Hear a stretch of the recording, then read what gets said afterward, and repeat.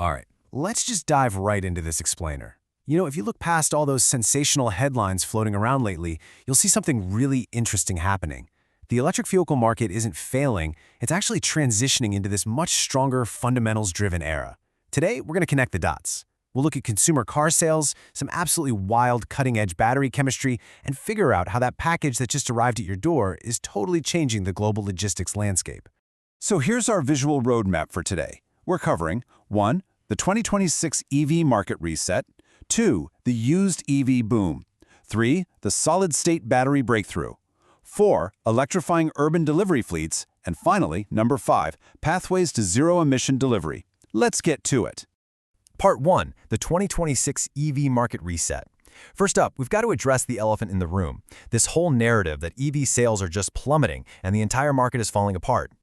So in the first quarter of 2026, the EV share of total new vehicle sales stabilized right at 5.8%. Now, yeah, it's true that year-over-year sales saw a 27% decline, but when you actually look closer at the data from Cox Automotive, that drop has slowed down big time compared to the end of 2025. Honestly, this 5.8% number is absolutely critical. Why? Because it establishes a brand new baseline. We're officially in a market chapter being written without those massive government supports and federal incentives that drove that huge peak adoption we saw a couple years ago. As Cox Automotive's Stephanie Valdez-Streety notes here, this is definitely not the end of the line. It's actually just a necessary reset. Going forward, the timeline has shifted a bit, but the overall direction, that hasn't changed. The automotive industry is pivoting to compete on pure market fundamentals. That means we're going to see more affordable products, way smarter pricing strategies, and continued private investment in charging infrastructure. All right, part 2, the used EV boom.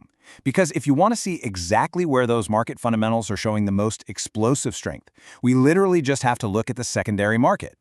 This right here brilliantly illustrates why adoption is shifting so incredibly fast. Get this. The price gap between used EVs and comparable gas vehicles used to be over $10,000 back in early 2023. Today, it's shrunk to just a $1,300 gap. We are essentially at price parity. And when gas prices get volatile, like we saw early in 2026, these numbers make used EVs just insanely attractive to the average car buyer. Let's look at what this price parity is actually doing to the national market. Used EV sales hit over 93,000 units in Q1 of 2026. That's a 12% jump year over year. And this is the crazy part. Nearly 44% of those transactions were under the $25,000 mark. And hey, these cars aren't just sitting around collecting dust on dealer lots either. They're selling in an average of just 42 days, which is pretty much right on par with gas cars. Plus, because of this massive wave of vehicles that were leased between 2023 and 2025, there's this sustained pipeline of really well-maintained used EVs poised to enter the market all the way through 2028. It's opening up electric driving to a massive new range of households. Moving on to Part 3, the solid-state battery breakthrough.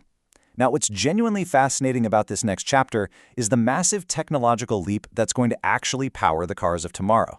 We're talking about solid-state batteries. To understand why this is such a game changer, we kind of have to look at the chemistry. So traditional lithium-ion batteries use this flammable liquid electrolyte to transport ions. The problem is, under extreme stress, that liquid can ignite. Solid-state batteries completely eliminate this risk. It's like swapping out a pool of flammable solvent for a solid fireproof brick wall. This pushes the temperature where a thermal event might even start from a really fragile 90 degrees Celsius all the way up to a whopping 247 degrees Celsius. It is an absolute leap forward in baseline vehicle safety. But beyond just safety, let's talk about range, because energy density is the real holy grail here. Today's best lithium-ion batteries deliver somewhere around 200 to 300 watt-hours per kilogram. Solid-state batteries, they're targeting 400 to 500 watt-hours per kilogram. To put that in perspective, this massive leap in density means the difference between having to stop and charge every few hours and just driving 1,000 kilometers straight. Oh, and as a total bonus, manufacturers have been testing these solid-state cells in extreme freezing conditions. Some are attaining up to 72% capacity at negative 30 degrees Celsius. That pretty much completely solves the cold weather range anxiety people have with current EVs.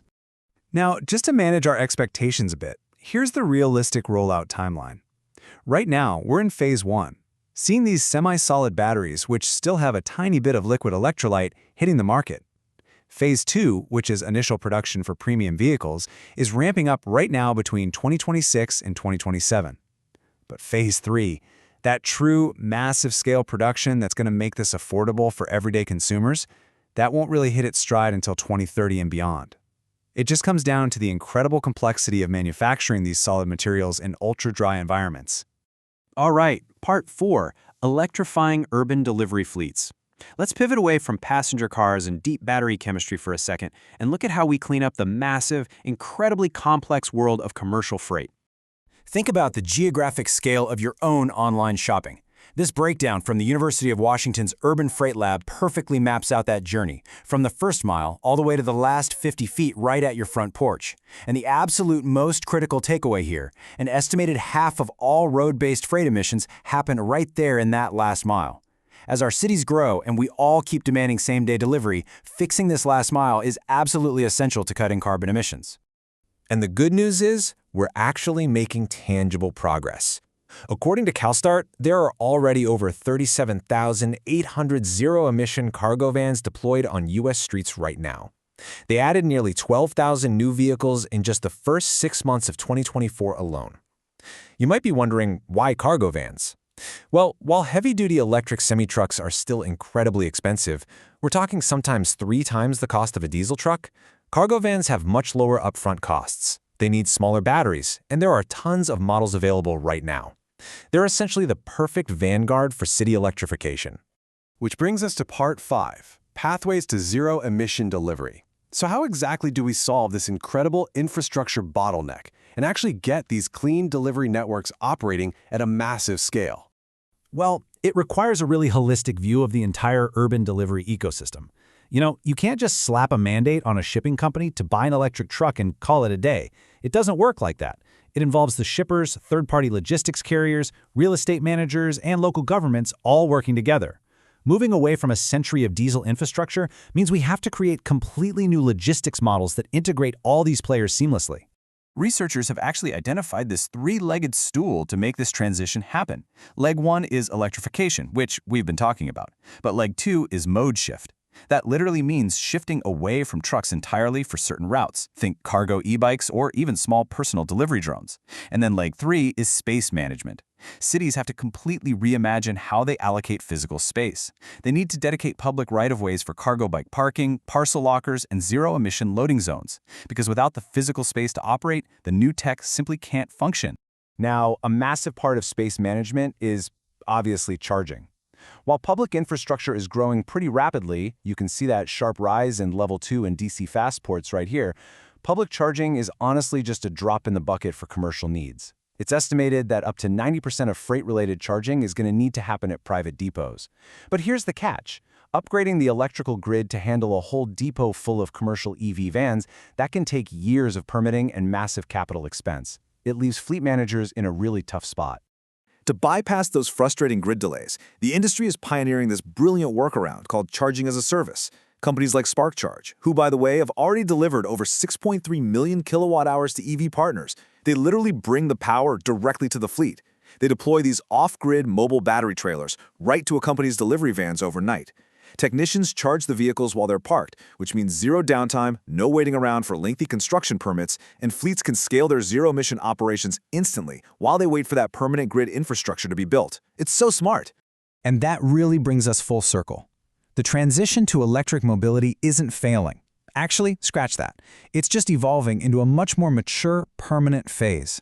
With used EVs reaching true price parity, these game-changing solid-state batteries on the horizon, and innovative mobile chargers electrifying our complex city logistics, the infrastructure of the future is literally being built around us right now. So it leaves us with one provocative thought to consider today. As this market resets and these incredible technologies mature, how will your next delivery or even your very next vehicle be powered? Thanks for joining me for this explainer, and keep your eyes on the road ahead.